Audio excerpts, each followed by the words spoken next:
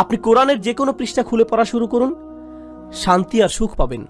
আপনি খুশুখুজুর সাথে সালাত আদায় করুন আর আল্লাহর কথাগুলো তিলাওয়াত করুন, এমন সমাধান পেয়ে যাবেন যেটা কল্পনাও করেননি।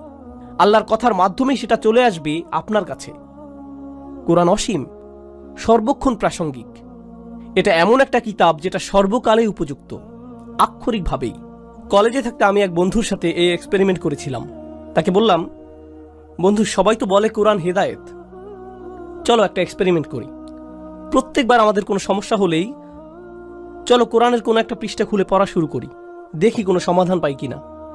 আমরা এমন 2-3 মাস যাবত করলাম, আর সুবহানাল্লাহ, আমরা প্রতিদিন মেলাতাম।